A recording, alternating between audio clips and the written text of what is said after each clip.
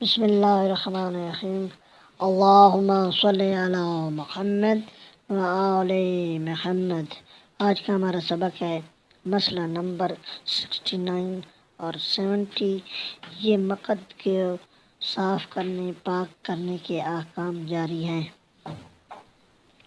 اگر مقد کو پتھر یا ڈھیلے یا کپڑے سے ایک مرتبہ بالکل صاف کر دیا جائے تو کافی ہے، لیکن بہتر یہ ہے کہ 3 مرتبہ صاف کیا جائے، اور جس چیز سے صاف کیا جائے اس کے 3 ٹکڑے بھی ہوں، اور اگر 3 ٹکڑوں سے صاف نہ ہو تو اتنے مزید ٹکڑوں کا اضافہ کرنا چاہیے کہ مقد بالکل صاف ہو جائے۔ البتہ اگر اتنے چھوٹے ذرے بھی باقی رہ جائیں جو نظر نہ آئیں تو کوئی حرج نہیں۔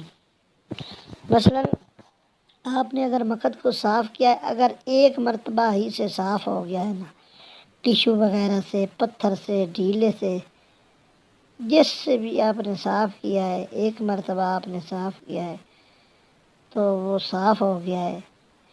اس میں ٹیشو کا استعمال نہیں ہے، اس میں یہ کپڑے کا استعمال ہے، اس میں پتھر کا استعمال ہے۔ یہ ڈھیلے سے مراد جو کچی مٹی کا وہ جو ہوتا ہے ڈھیلا سا، وہ اس کا استعمال ہے۔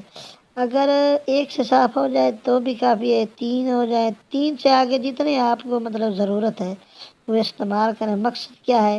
صفائی کرنا۔ اگر اس میں کوئی چھوٹے ایسے ذرات نظر آئے رہ جائیں جو آپ کو نظر نہیں ہے، جو آپ کو نظر ہی نہیں آ رہے، تو پھر آپ صفائی کیسے کر سکیں گے؟ تو ان کے لیے کوئی حرج نہیں ہے۔ آگے مسئلہ نمبر 70۔ مقد کو ایسی چیزوں سے پاک کرنا حرام ہے جن کا احترام لازم ہے۔ ابھی وہ کون سی چیزیں ہیں جن سے آپ نے مقد کو پاک کرنا حرام ہے؟ مثلاً کاپی یا اخبار کا ایسا ٹکڑا جس پر اللہ تعالیٰ اور پیغمبروں کے نام لکھے ہوں، اور مقد کے ہڈی یا گوبر سے پاک ہونے میں اشکال ہے۔